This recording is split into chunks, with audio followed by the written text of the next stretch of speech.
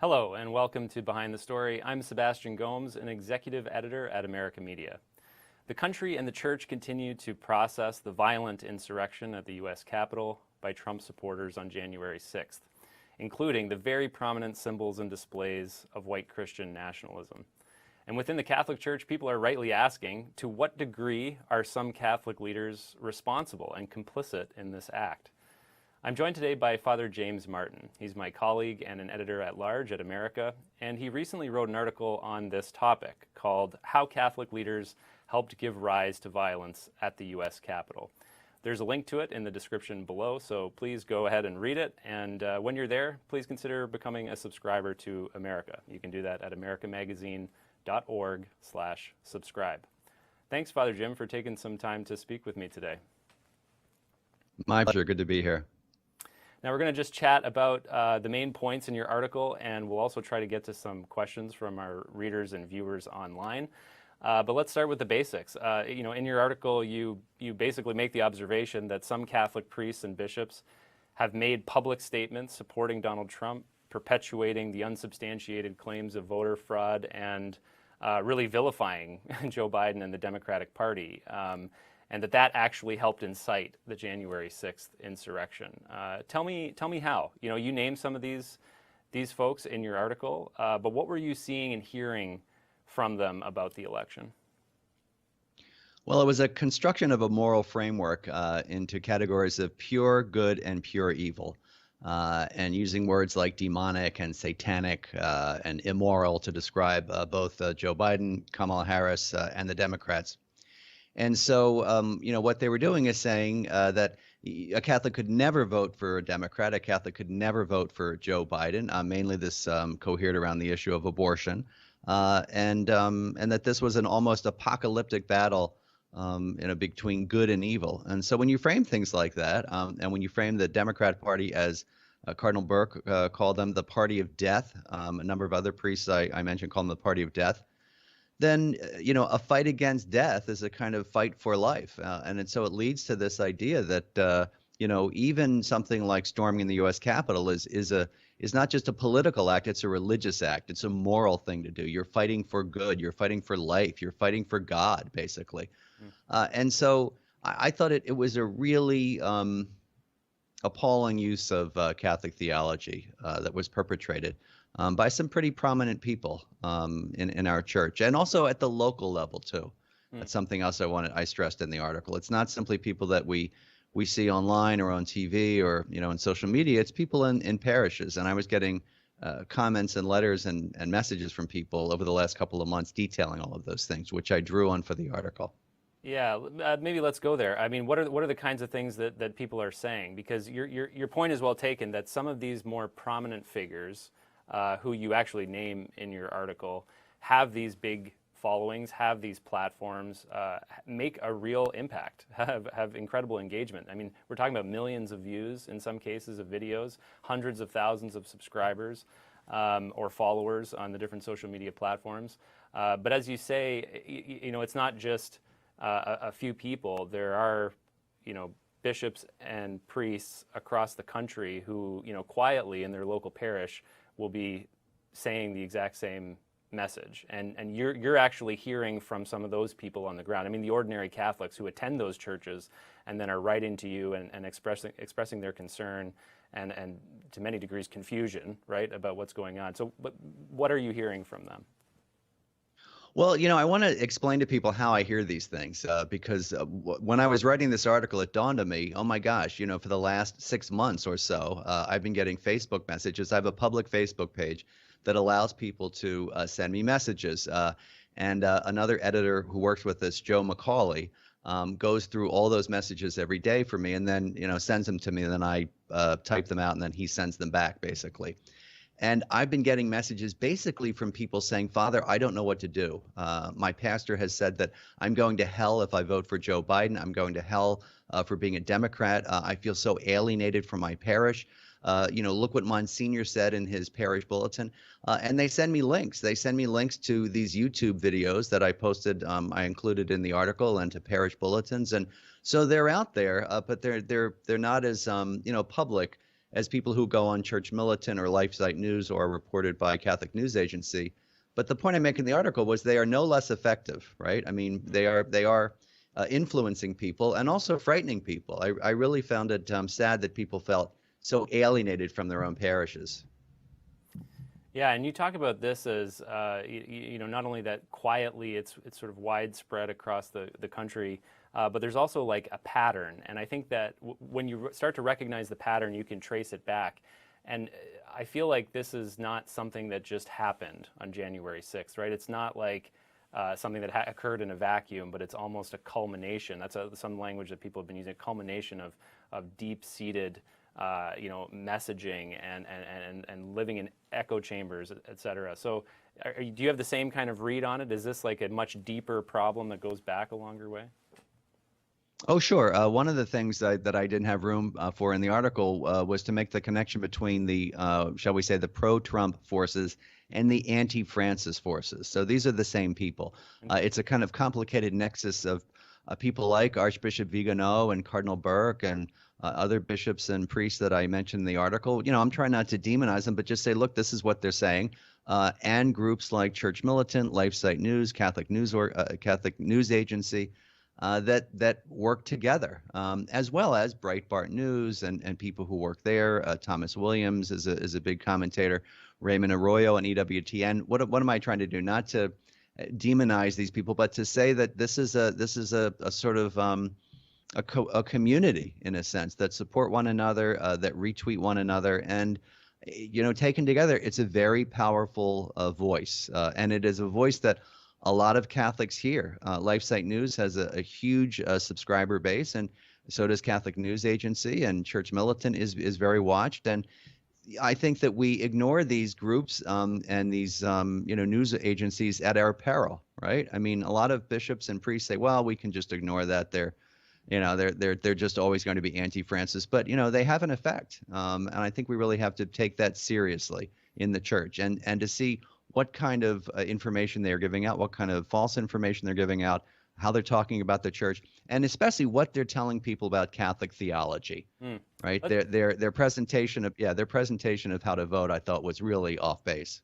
Let's jump into that a little bit more, because when we look at the substance of some of this messaging, a lot of it has to do with abortion, right? You point this out, and this idea that it's impossible to be Catholic and vote Democrat is really connected to abortion policies, right? And the reasoning goes, and you mentioned this in your article, if a candidate is pro-choice, someone like Joe Biden or Kamala Harris, then a Catholic could never vote for him or her because abortion is an intrinsic evil.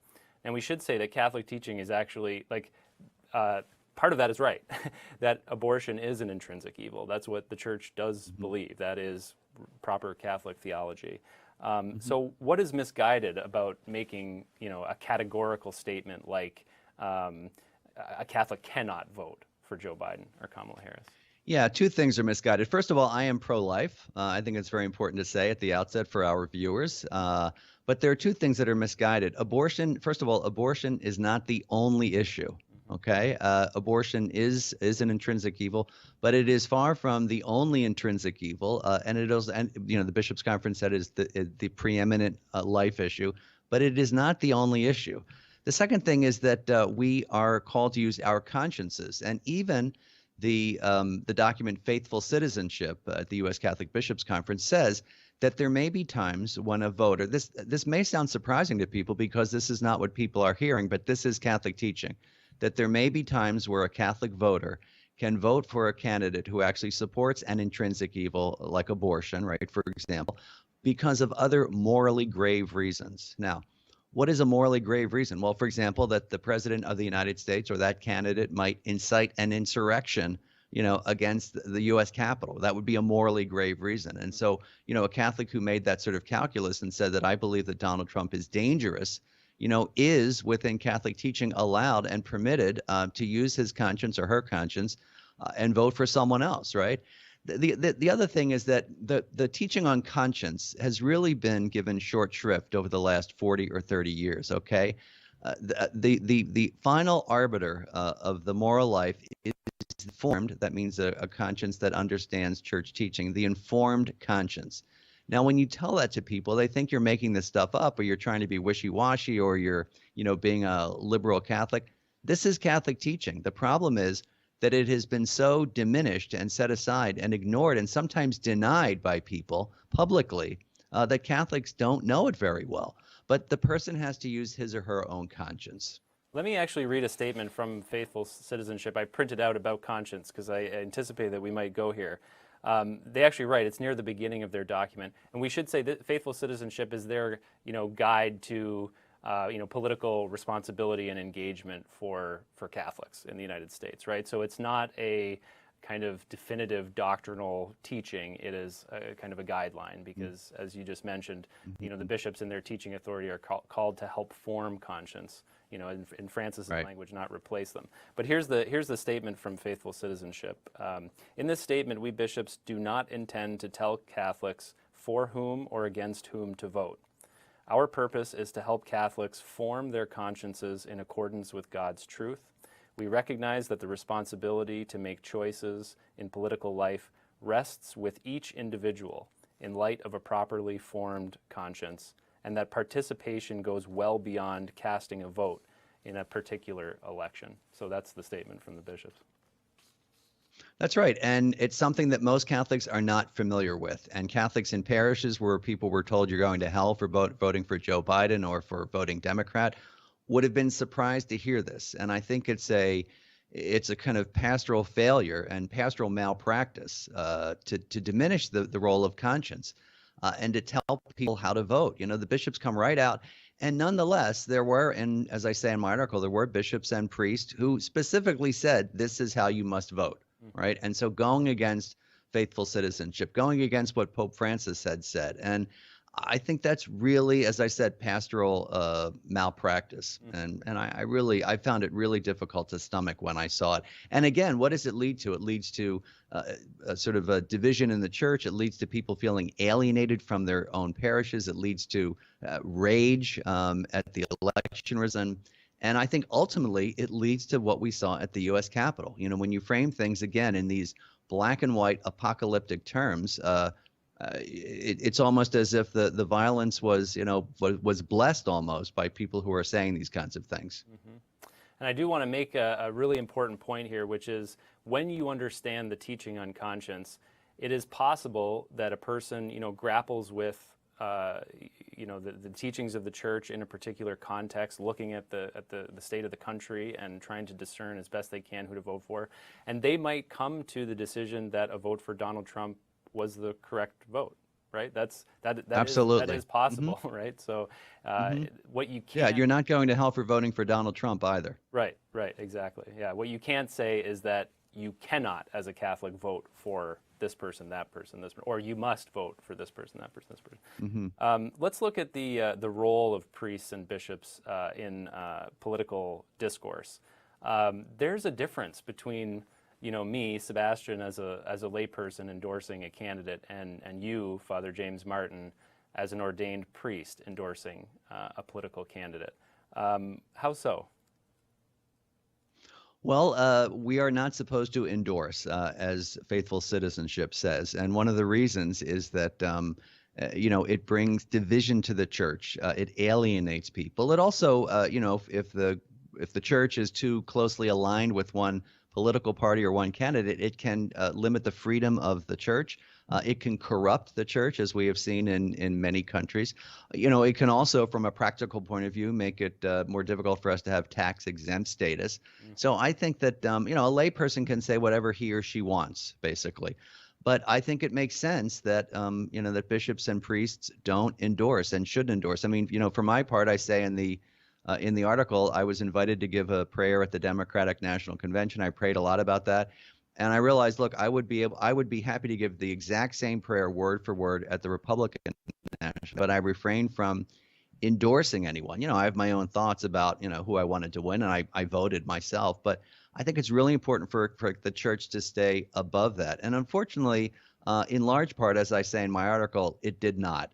In many quarters, it did not. And also, the quarters where it did not ended up not being challenged for that, right? I mean, the priests that were saying these things, and even the bishops that were saying these things were allowed to continue. And I think that was also confusing to people because as I say in the piece, the fact that it kept going on and on and on, and certain priests made multiple videos and certain bishops kept talking about these things publicly, Catholics would be able to draw the conclusion, well, I guess that's fine. I guess that's church teaching, no one's stopping them from saying it. So I found it, I think it was going against what I consider to be very sensible guidelines, very traditional guidelines and longstanding guidelines. You brought up the bishops. Let's talk about them more broadly. They obviously have, responsibility for the unity of the church, to teach the faith, etc. And we presume, I know a few of them. I talked to a few of them. You know some of them. You talk to them. We presume that they're sort of talking privately, but very few of them speak publicly, as you mentioned, and almost none of them actually speak out against, extremism or hyper politicization in the church, or even, obscuring the church's tradition or teachings in some regards. How do you feel about that? I mean, is silence an appropriate response in this moment? I mean, given something like what happened on January 6th? No, I don't think it is. I think silence, particularly in these situations, is really inappropriate. I think the difficulty is a cultural thing. In the United States, there is a kind of prohibition, almost cultural prohibition, against bishops correcting one another, right? I mean, it happens sometimes, right? Some of the bishops banded together and corrected Cardinal Bernardine when he was talking about the seamless garment, I guess in the 1980s. But there were very few bishops who came out and said about other bishops, this is wrong, we should never do that. And again, there's sort of a lack of authority. So who would be really responsible for that? Well, it would be the papal nuncio, right, in Washington. He might be saying things privately. I'm not sure. It would be the Vatican, Pope Francis, obviously. But the fact that that certain bishops, not many, more priests were doing this, continued to do this, showed people that there didn't seem to be much authority that was being put on these people, and it kept happening. So, I think some of the bishop statements now are, we're all for peace, we're all for reconciliation. I still think very few of them came and actually, talked about what President Trump did, which was inciting a riot. And I have to think, I saw an article a few years ago that said that the U.S. Bishops' Conference and individual bishops were much more willing to critique President Obama by name, right? They will mention President Obama than they are today President Trump. It's more general. So I don't know what that says, but I think it's a cultural thing. What advice would you give the bishops? What would you say to them about this moment and their responsibility? I sort of quail at the prospect of giving advice to a bishop. But I would say, look, your teaching role, it doesn't mean that you have to be partisan. It doesn't mean that you have to be someone that endorses, right? You don't have to demonize. Mm-hmm. But I think at times it's important to be blunt about certain things. And if you can't be blunt, the president of the United States inciting violence, which leads to the death of 5 people, and call these things out by name, I'm not sure, I'm not sure how else you could teach. To me, it's a very teachable moment. And I think there are ways of doing this that are charitable and loving and not partisan. But I think people are looking to Catholic leaders for a kind of guidance. Let me say that the people that were fomenting all of this, the bishops and the priests that were fomenting all of this, were perfectly happy to speak out. We've been talking about, Catholic leaders as priests and bishops, but I just want to make a plug for the responsibility of the laity in this moment. We're not passive sheep in a way, right? So there's a responsibility here too on the faithful to do something, reflect on these types of things. When you hear something like this, I mean, it's not okay just to be silent in a way, right? I mean, we need to be struggling with what the faith demands of us in a particular moment and in a particular context, and especially in the role of politics and civic engagement. I mean, this is Vatican II, black and white teaching. This is right. The role of the laity, and we already touched on the problem of of a pastor in a parish, for example, endorsing a particular candidate. But the other side of that coin is that it's the laity that needs to be involved and active in all of these ministries. So I feel like, we shouldn't just sort of defer in this case and just say, oh, well, Father X is saying this, and so therefore I have to follow him. Or we need to be discerning the spirits as well for ourselves.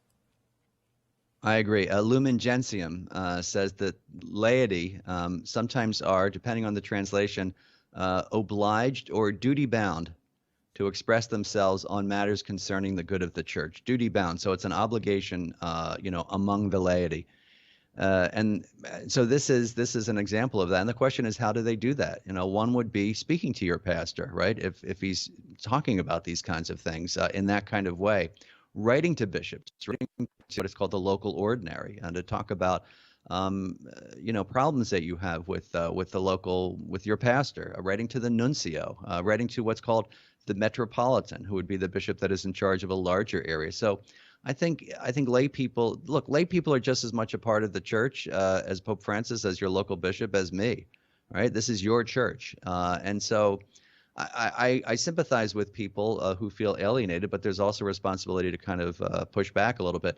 I think the difficulty, though, let's be clear, the difficulty in Lumen Gentium and in the Second Vatican Council's sort of putting forth of this is that there's really no mechanism to do this other than letter writing, and it's a very sort of informal way, and I think people feel sometimes powerless. But there are still things that you can do. Speaking to your pastor, writing letters. Ultimately though, church teaching. We were talking about forming yeah, your conscience. That's right. Forming your conscience is not something that's done for you. Right, and also just knowing that a formed conscience is the final decision maker in the moral life, not your pastor, right? And your pastor cannot tell you you're going to hell for something for using your conscience. Yeah. That is just not Catholic teaching. It's also it's a kind of assault on the conscience, right? Where, look, we believe that the Holy Spirit is active and alive in every person's conscience, right? And your example about sheep, priests who are telling people they're going to hell for doing something like that, particularly in terms of voting, which is much more nuanced, are really treating their flock like sheep, and in the worst sense. Mm-hmm. And I find that really sad. And I have to say that the letters and the Facebook messages that I got from people who were really torn up, right? Who really felt, I don't know what to do. Not only in terms of how do I live in the parish and how do I interact with other parishioners, but am I going to hell? Right? Am I going to hell for this? And that's a really terrible thing to do to somebody. I'm speaking with Father James Martin, who's an editor at large at America Media, and we're talking about his recent article, which is entitled "How Catholic Leaders Helped Give Rise to Violence at the U.S. Capitol," which you can find in a link in the description below, and it's at americamagazine.org. So thanks everybody who are tuning in and engaging with our conversation today. Jim, I want to talk about anger and this concept of righteous anger. We often, hear it from these priests and bishops who you name in your article. We also feel it in the way that they deliver their message. But talk to me about anger. I mean, is there any legitimacy to their anger that they're feeling? Because I feel like anger can be in some sense a good thing, but probably not if it's channeled the wrong way. Yeah, I mean, we have to say, look, the support of the Trump supporters and the people who are at the U.S. Capitol, right? They're angry, and they have some reasons to be angry, right? I mean, there might be economic problems they're facing or health problems, right? I mean, they might have lost their jobs or they might feel left out of the economy. Okay, that's fine. Righteous anger, though, is a little different, okay? Righteous anger, let's look at the way Jesus expresses anger. Jesus gets angry in the Gospels. He turns over the tables in the temple. He curses a fig tree, famously. But his righteous anger is usually on behalf of someone else, usually the Father or something else, the temple being desecrated, okay? It's not on behalf of him, right? I mean, Jesus does not get angry when people beat him, on the way of the cross, right? When he's crucified, He doesn't lash out at the people who crucified him. He forgives them, basically, you know? And the way that we're called to express that kind of righteous anger is never through violence, right? So that's, I think that's an excuse that a lot of people use, righteous anger. You know, you look at someone like John Lewis, right? You know, always nonviolent, right? Or Martin Luther King or Gandhi, right? I mean, these are people, they got angry about things, but how are they expressing them? In a nonviolent way. And, you know, I have to say that when I looked at the pictures of those crowds beating people up, I have a very hard time, I hope everyone does, but I have a very hard time watching violence being inflicted on people. You know, when you see a police officer, I believe, being beaten with a fire extinguisher, right? You have to say, where is Jesus in that situation? Where is Jesus? Jesus in that situation is the person getting beaten with the fire extinguisher, okay? I mean, Not the person it's a holding the mob. sign that says Jesus 2020. No, and beating the person with the flag, right? So, Yeah. you know, this is like the way of the cross. When you think about the mobs who were taunting Jesus, right? This is that same kind of energy, right? And so that's the irony, using these Christian symbols for a profoundly unchristian act, which is violence, killing people, essentially. You know, it's really something. Ever since I mean, I've been attacked a lot on social media by some of these same people, you know, full disclosure, uh, and on social media and the way they talk. And really, ever since that happened, I've read the stories of Jesus being taunted a lot differently Mm. by his opponents. I used to think, well, there was a kind of, you know, they're angry at him for religious reasons, but it's a kind of hatred, it's a kind of cruelty, it's a kind of meanness, basically, and that's you know, when we think about the mob at the crucifixion, we might picture them, you know, the mob who cries out for Barabbas, we might picture them as the mob at the White House, right? That's where, so Christ is the one getting beaten. The other thing I want to say is, interestingly, what does Jesus get angry about the most in the Gospels? He gets angry the most at the desecration of a holy place, you know, the temple, all right? And you could, you know, the United States Capitol is not a temple, but it is a kind of sacred place for the United States. And, you know, again, it's another parallel to show us really how misguided and sinful these actions were. I mean, let's put this in context.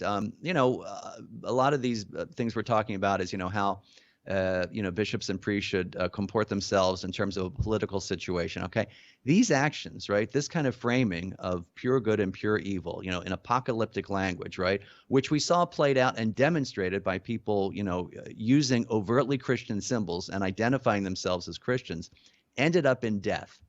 Okay, I mean, you know, so for priests and bishops who count themselves probably sincerely as pro-life, their actions, okay, led to an environment or helped to create an environment that led to this mayhem, this violence, and death.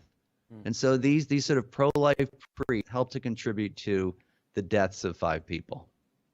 You mentioned that you don't deal well with, you know, seeing violence or you know, people beating on each other. I mean, I don't know many people who do, but you know, as a believer, that was really jarring for me when I was watching that. When I was watching them and holding a cross and holding these signs that say Jesus, like that really bothered me. How did you do in that moment? How did you make it through that moment? What were you thinking? Because what was going through my mind was, is this the Jesus that I believe in? No. I mean, how is it possible you know, that the Jesus of the Gospels could be used for something like this? the Jesus of the Gospels has always been used for these kinds of things, right? And so I think so much violence has been perpetuated and perpetrated in Jesus's name. So I suppose that shouldn't be a surprise. But to see it in real time was really shocking. I'll tell you, Sebastian, the thing that I went back to was, which always struck me, was the killing of Eric Garner, the African American man, I believe in Staten Island, where they had one of the police officers had his knee on his neck, and I have a hard time articulating how I felt about that, because it was so strong to see someone being abused like that and treated like that and hurt like that. That's how I felt when I saw these people being beaten. It's very hard to see actual violence like that. And again, I'll just be honest with you. Look, I thought about a lot of these messages that I heard from priests and bishops, and how it, they're not directly responsible, but they did help to create this environment. And I just thought, how we have come to this place in the church where we're actually supporting those things. There was an article by Paul Moses, a great journalist and author, who's written about Francis of Assisi and peace, in Commonweal magazine, that looked at the role of Church Militant and LifeSite News on that day, actually celebrating some of the violence. And it's just, I think we have to call it out for what it is. This is not of God, basically. So we need to be clear about that. Jesus would be the person who was being beaten by the fire extinguisher, not the person doing the beating. Let's be clear about that. Father Jim, why did you write this article?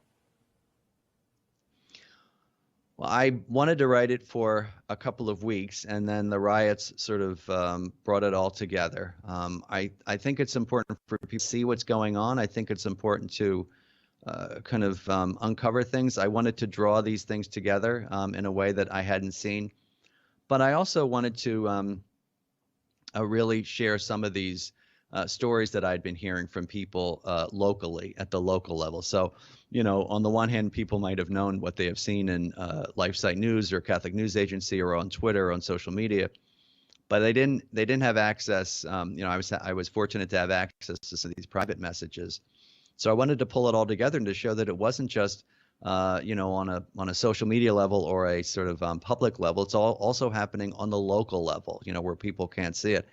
And it's a pattern. And I thought it was really important for Catholics to know, but also the secular media to know it too, to understand this about the church, the way that the church is working these days. And maybe for some leaders too, for some Catholic leaders and hopefully for people in the Vatican too, to see the where we have come and where we are. And I would say how far we have sunk in this country, in our church, in my church. Yeah, and mine too.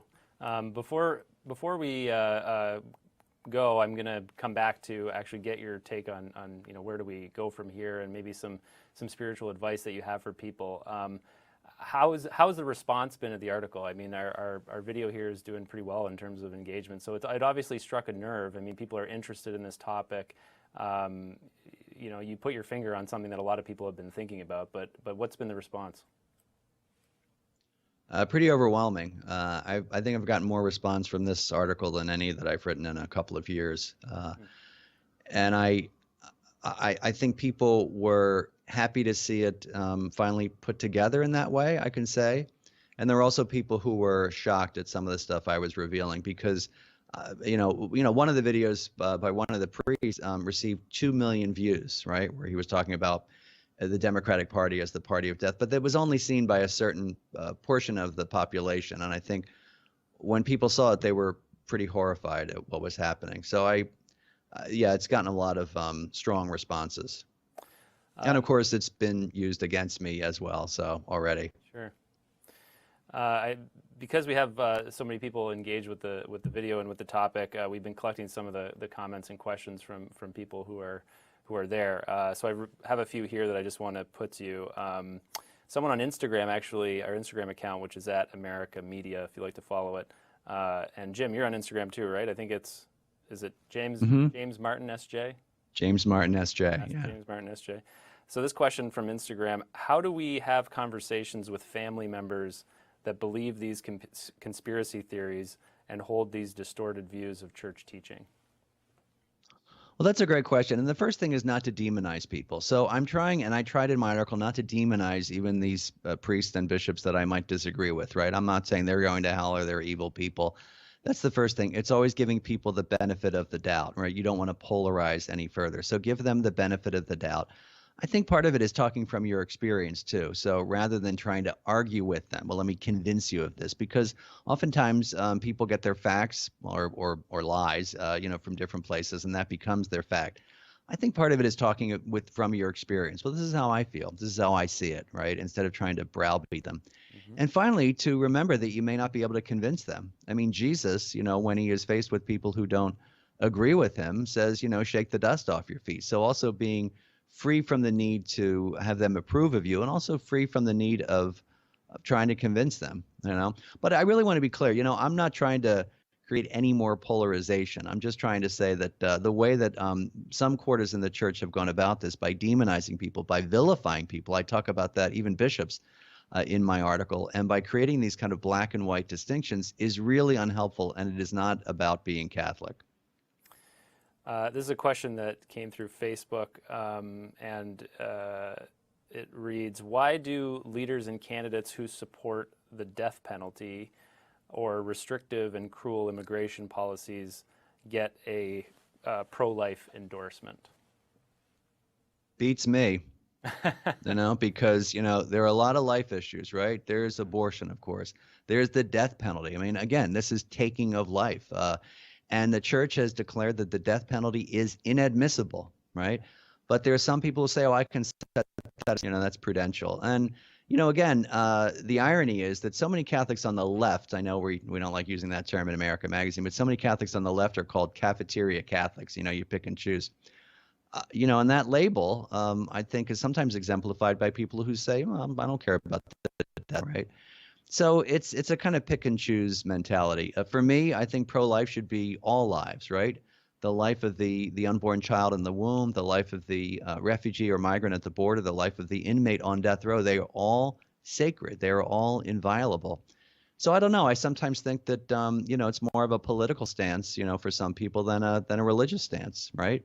I think that's a good point, because we are starting to see now some wonderful kind of consistent ethic organizations emerge, right? And a lot of them have a lot of young people, a huge, massive diversity in terms of the people who are coming together to work on this type of stuff. So you're right. It is abortion. It is the death penalty. It is immigration. It is systemic racism, poverty. These kinds of things. All life issues that are, very important.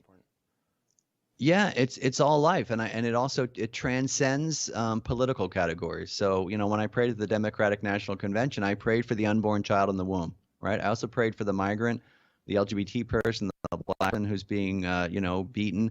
I would have prayed the same prayer at the Republican convention. I got a lot of Democrats angry, really, that I brought up the unborn child. If I had prayed at the Republican convention, I would have gotten people who were angry, perhaps, at talking about the black person, right, or the refugee or the migrant. But for me, it's really hard to understand why this consistent ethic of life is so difficult for people to understand. It is a respect for all life, right? That doesn't diminish my respect for the unborn child in the womb. It just reminds people that life begins at conception, but it doesn't end at birth. Mm-hmm. And think of the witness of the church in a moment like this, if somehow we could come together around that. Having differences of opinions, discerning different issues that may be preeminent in our own conscience as we kind of grapple with all the topics, but then saying, look, that all of these areas need to be focused on. Can we do that together? I mean, go ahead. Yeah, everyone is called to focus on the same area, right? I mean, do you say to the refugee, the person who's working for Jesuit Refugee Service in Kenya, you should be doing more for abortion? Do you say to the person who's, counseling pregnant mothers, you should be working for refugees? I mean, we're all called to do things in our own way. And there's, I think, also a misapplication of the idea of what it means to be pro-life. So I think we really have to try to reclaim that. And unfortunately, as we have seen, I would not call Donald Trump a pro-life president or a pro-life politician. He is, against abortion. But the way he treated refugees and migrants, the death penalty, we've seen kind of, as Prejean has pointed out, we've seen a kind of orgy of killing in the days up until President Biden's inauguration, by Attorney General Barr, who's a Catholic, and by the federal administration, the federal government. This is not pro-life. Killing people. The people on death row are still people whose lives should be respected. And so, again, we need to look at that and recover that idea of the consistent ethic of life.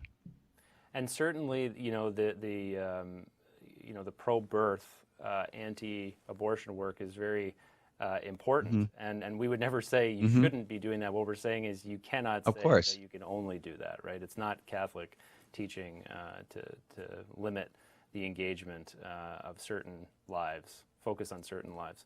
And it's also not Catholic to say to a person, you're only going to vote for a person who is, on this single issue.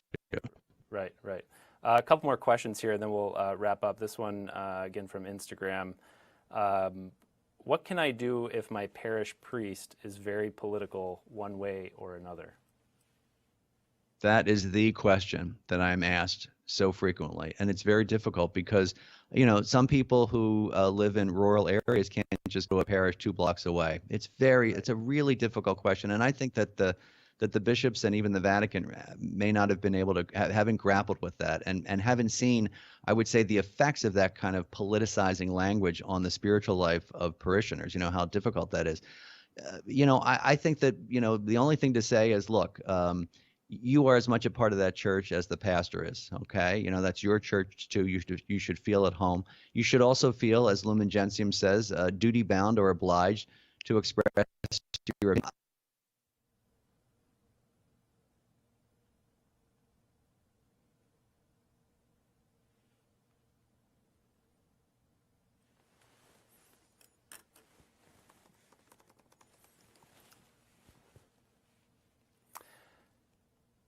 Looks like we're having some technical difficulties, so we'll have to wrap it there, but a wonderful conversation. So my thanks to my colleague, James Martin, who's editor-at-large here at America. And thank you all for joining us on Behind the Story. For more videos like this, please subscribe to our YouTube channel. You can find a link to Father Jim's article that we discussed in the description below. And please join the conversation with us by subscribing to America. We have a lot of great content, diverse voices and perspectives, which are so important in this moment in the life of the church and the country.